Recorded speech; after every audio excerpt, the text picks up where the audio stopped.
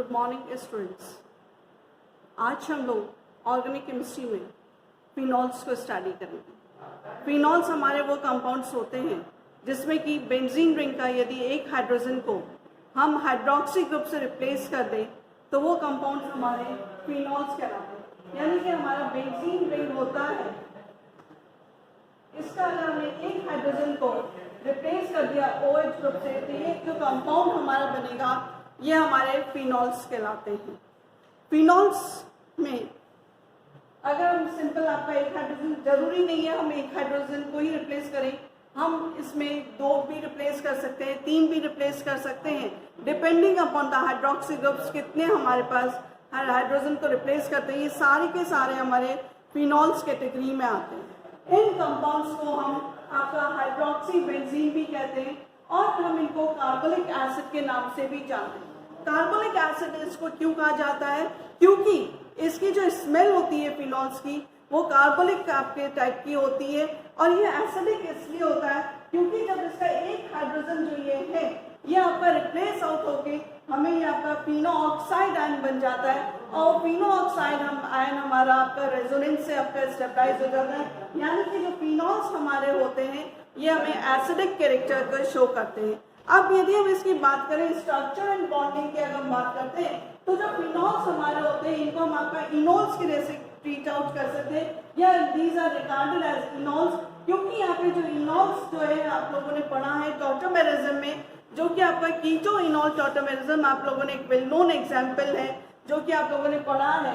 और keto group जो हमारा है वो आपका इनोलिक फॉर्म में ही आपका चेंज होता रहता है, यानी कि जो इनोल फॉर्म है वो आपका कीटो में चेंज होगा और जो कीटो फॉर्म है वो आपका इनोल में आपका चेंज होता है। दैट इज कि ये हमारा आपका क्या है, आपका डायनेमिक इक्विलिब्रियम है। एक ये आपका इसमें कीटो इनोल में आपका एक गतिक साम्य आपका रहता है। ना ये जो कीटो फॉर्म जो होता है ये कंपैरेटिवली इनोलिक फॉर्म से ही आपका ज्यादा स्टेबल रहता है, या it is we can say that it is more stable than the enolic form. ये हमारा सेकेंड पॉइंट हमारा ये जो फिनॉल जिसको कि हम आपको इनोल्स की तरह से कंसिडर करते हैं ये हमारा एरोमेटिक स्टेबलाइजेशन द्वारा ये हमारा आपका सबसे ज्यादा स्टेबल होता है। अब हमारे पास यहाँ पे 2,4-साइक्लोहेक्सेन डाइईन-1-O ये जो कंपाउंड हमारा है ये हमारा कंपैरेटिवली लेस स्टेबल है।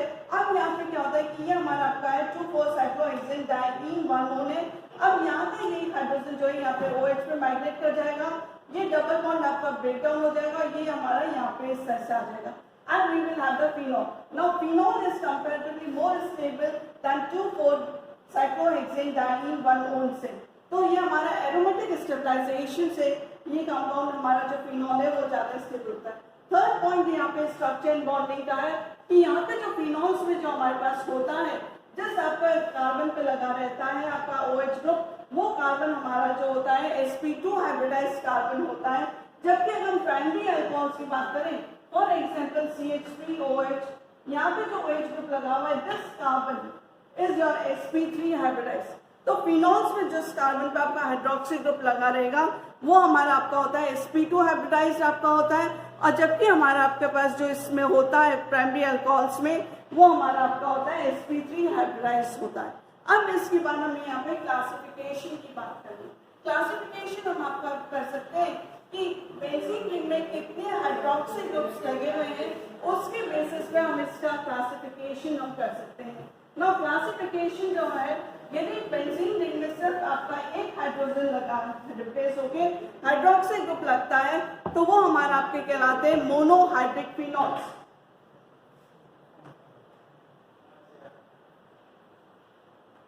हाइड्रिक फिनॉल्स ये हमारे, जबकि हमारा बेंजीन रिंग का जो है एक हाइड्रोजन को रिप्लेस, ये जो हाइड्रोजन है this hydrogen has been replaced with hydroxy group, तो इस तरह से जो हमारे फिनॉल्स फॉर्म होते हैं दीज आर द मोनोहाइड्रिक आपके फिनॉल्स है। यानी कि वो फिनॉल्स जिसमें कि आपके पास सिर्फ एक हाइड्रोक्सी ग्रुप लगा हुआ है वो हमारे कहलाते हैं मोनोहाइड्रिक फिनॉल्स। अब इसका एक एग्जाम्पल आपका हम ले सकते हैं फिनॉल, हम इसका एक एग्जाम्पल ले लिया हमने, इसका हम आपका एग्जाम्पल ले सकते हैं ऑटोक्रिसॉल, हम इसका ले सकते हैं, हम इसका आपका ले सकते हैं मेटाक्रिसॉल भी हमारे पास इसका हो जाएगा। ये सारे के सारे हमारे पास आपके मोनोहाइड्रिक फिनॉल्स के एग्जाम्पल हैं। अब यदि बेंजीन रिंग में से हमारे पास 2 हाइड्रोजन हमारे रिप्लेस हो जाते हैं हाइड्रोक्सी ग्रुप से, तो वो हमारे कहलाते हैं डायहाइड्रिक फिनॉल्स।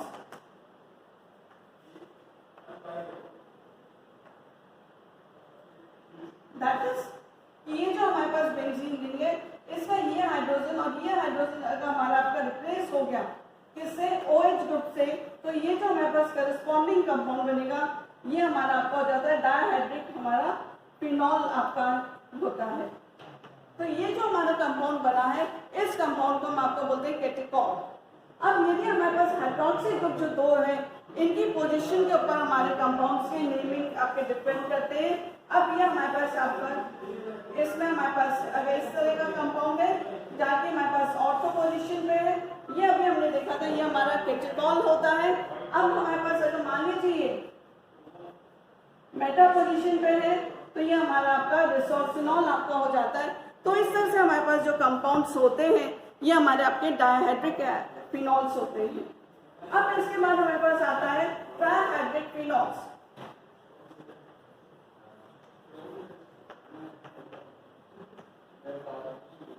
ट्राइहाइड्रिक फिनॉल्स हमारे वो फिनॉल्स होते हैं जिसमें कि बेंजीन रिंग के अगर 3 हाइड्रोजन हमारे हाइड्रोक्सी ग्रुप से रिप्लेस हो जाते हैं तो हमारे कहलाते हैं ट्राइहाइड्रिक फिनॉल्स। नाउ इसमें अगर हम आपका देखते हैं फॉर एग्जांपल ये ऑल्टरनेटिव हाइड्रोजन जो है हमने लिखा है, अगर ये हमारे आपके हाइड्रोक्सी ग्रुप से रिप्लेस आउट हो जाते हैं दैट इज ये हमारे आपके क्या हो गया, ट्राइहाइड्रिक फिनॉल हो गया। और इस फिनॉल को हम आपको बोलते हैं पैराग्लिकोल, हम इसको आपको बोलते हैं। लेकिन यदि यहाँ पे आपके 3 से ज्यादा हाइड्रोजन आपका हाइड्रोक्सी ग्रुप से रिप्लेस हो जाते हैं तो हम उसका आपका बोलते हैं पॉलीहाइड्रिक फिनॉल्स, हम उसको आपका कहते हैं। नाउ इसके बाद हमारे पास आता है नॉमेनक्लेचर। नॉमेनक्लेचर में हम आपका जो है हाइड्रोक्सी ग्रुप के जो पोजीशंस है उसको नाम ध्यान में रखते हुए हम उसका आपका इसको नेमिंग करते हैं। फॉर एग्जाम्पल अब हम आपका लेते हैं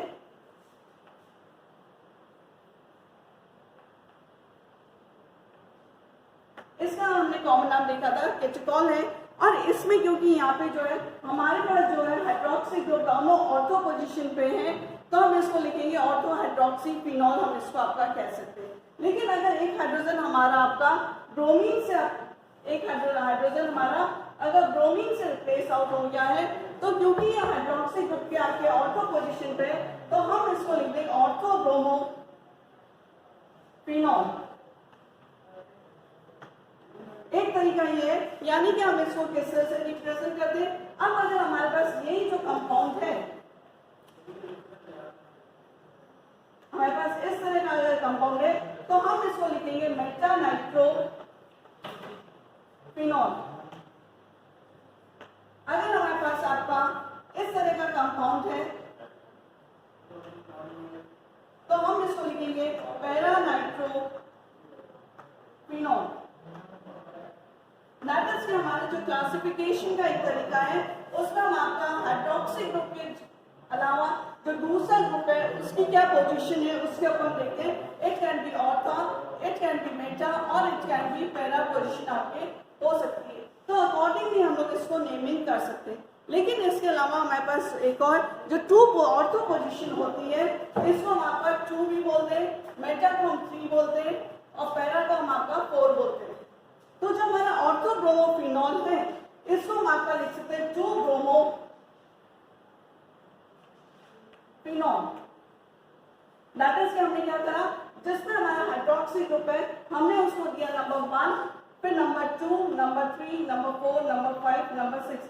यानी कि जो नेक्स्ट सब्स्टिट्यूएंट आपका है जिसने कि हाइड्रोजन को रिप्लेस करा है हाइड्रोक्सी ग्रुप को नंबर 1 देते हुए उसको हमें आपका नंबरिंग देना होता है। लेकिन यदि यहाँ पे आपके पास एक से ज्यादा फंक्शनल ग्रुप्स लगे हुए यानी कि एक से ज्यादा आपके हाइड्रोजन किसी दूसरे सब्स्टिट्यूएंट से आपका रिप्लेस है तो जब उनका नेमिंग हम करेंगे तो उनकी नेमिंग करते समय हमें आपका अल्फाबेटिकली ऑर्डर में हमें आपका ध्यान में रखना होगा। इसके अलावा जो हमारे पास फॉर एग्जाम्पल एल्डिहाइड्स होते हैं आपके एसिड्स हमारे होते हैं, इन कंपाउंड्स को हमारे पास हमें इनको आपका जो है हाइड्रोक्सी, इनको फिनॉल एंडिंग नहीं देंगे।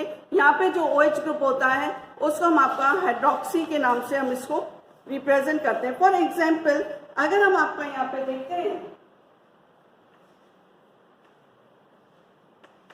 CHO ग्रुप यहाँ पे लगा हुआ है और यहाँ पे अगर हमारे पास OH है तो इसका नाम हम यहाँ पे जो हमारा पेरेंट कंपाउंड होगा इट विल बी योर बेंजील्डिहाइड आपका हो जाएगा। तो हम इसको बोलेंगे 2 हाइड्रोक्सी, क्योंकि नंबर 1 हमें इसको देना है, दिस विल बी नंबर 2। तो ये हमारा हो जाएगा 2 हाइड्रोक्सी बेंजील्डिहाइड हमारा इसका नेम हो जाएगा। यानी कि वो कंपाउंड जिसमें कि हमारे पास एल्डिहाइड ग्रुप हो, कार्बोक्सिलिक ग्रुप हो या हमारे पास SO3H ग्रुप हो, तो इनमें हमारे पास जो हाइड्रोक्सी है वो हमारे पास आपका पेरेंट कंपाउंड में नहीं आके वो आपका एज ए सब्स्टिट्यूएंट आपका ऐड करता है। Now we will do the preparation of the phenols. Phenols को हम आपका प्रिपेयर कर सकते हैं फ्रॉम द कोल tar से, हम डिस्टिलेशन से हम इसको प्रिपेयर कर सकते हैं। दैट इज कि आपके जो एक कॉमन जो है हमें मिलता है वो आप लोगों ने पढ़ा हुआ है कोल tar डिस्टिलेशन।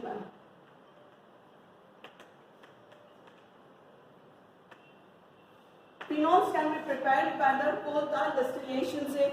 और जो कोल tar हमें आपका मिलता है इसको हम आपका सिंपल आपके इसकी प्रिपरेशन है, जब हम इसका डिस्टिलेशन करते हैं तो जो हमें मिडिल ऑयल और हैवी ऑयल जो मिलता है तो जो उसके फ्रिक्शंस जो हमें होते हैं उसको उसमें आपके फिनॉल्स रहते हैं और उस फिनॉल जो फ्रिक्शंस को हम आपका कूल डाउन करते हैं तो नेफ्थलीन जो हमारा होता है वो हमारा क्रिस्टलाइज हो जाता है और जो मदर लिकर हमारा बच जाता है, यानी कि जो नेफ्थलीन क्रिस्टलाइज होने के बाद नेफ्थलीन को फिल्टर करके अलग कर लिया जाता है और उसके बाद जो नीचे जो आपका आता है उसको लिक्विड टाइप का जो आता है उसको हम आपका बोलते हैं मदर लिकर बोलते हैं। और उस मदर लिकर को हम आपका NaOH के साथ ट्रीट करते हैं और NaOH के साथ ट्रीट करने से हमें जो आपका फिनॉल है वो फिनोऑक्साइड में चेंज हो जाएगा, सोडियम उसका बन जाएगा, सोडियम फिनोऑक्साइड आपका फॉर्म आउट हो जाता है और फिर उसमें कार्बन डाइऑक्साइड गैस पास करके हम आपका फिनॉल को हम उसको सेपरेट आउट कर लेते हैं। तो यहाँ पे जो हमारे पास सोल्यूशन जो बनेगा तो सबसे पहले जो हमारे पास आपका सोल्यूशन होगा उसमें हमारे पास क्या होगा, फिनॉल हमारे पास है। यहाँ पे ये जो है AR मीन्स आपका बेंजीन रिंग हो सकता है या कोई भी आपका एरोमेटिक जो रिंग है AR में ये हमारा बेंजीन सब्स्टिट्यूटेड आपका हो सकता है। ये हमारा आपका NaOH के साथ मिक्स करके ये हमें फॉर्म कर देता है ArONA। दैट इज कि हमें इसका sodium salt of the phenol हमें मिल गया। इस समय हमें यहाँ पे वाटर मॉलिक्यूल आपका निकल जाता है। अब ये जो हमारे पास सोडियम सॉल्ट बना है इस सोडियम सॉल्ट को हम कूल डाउन करते हैं और फिर हम इसमें आपका कार्बन डाइऑक्साइड गैस पास करते हैं। अब हमने इसको यहाँ पे कार्बन डाइऑक्साइड कहा तो हमें यहाँ पे आपका मिल जाएगा ArOH प्लस सोडियम कार्बोनेट हमें यहाँ पे आगे आपका मिल जाता है। तो ये हमारा एक मेथड है कोल tar डिस्टिलेशन से हम इसको आपका प्रिपेयर कर सकते हैं। सेकेंड मेथड हमारा है कि हम इसको डाइजोनियम सॉल्ट से भी प्रिपेयर कर सकते हैं। That is phenols can be prepared by the diazonium salts.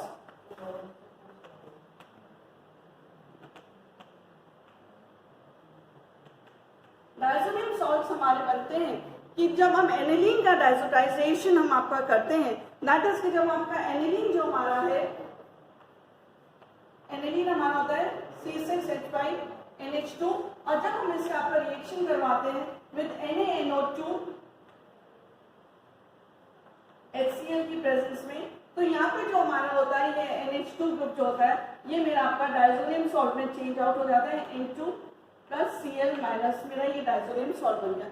इस डाइजोनियम सॉल्ट का जब हम हाइड्रोलिसिस करते हैं और ये हाइड्रोलिसिस हमारा होता है एसिडिक हाइड्रोलिसिस होता है, तो इस समय हमें आपका जो मिलता है वो हमें आपका यहाँ पे फिनॉल फॉर्म आउट हो जाएगा और इसमें नाइट्रोजन गैस लिबरेट आउट हो जाती है। तो इस तरह से भी हम आपका जो है इसको प्रिपेयर कर सकते हैं। आगे की प्रिपरेशन हम लोग नेक्स्ट क्लास में करेंगे।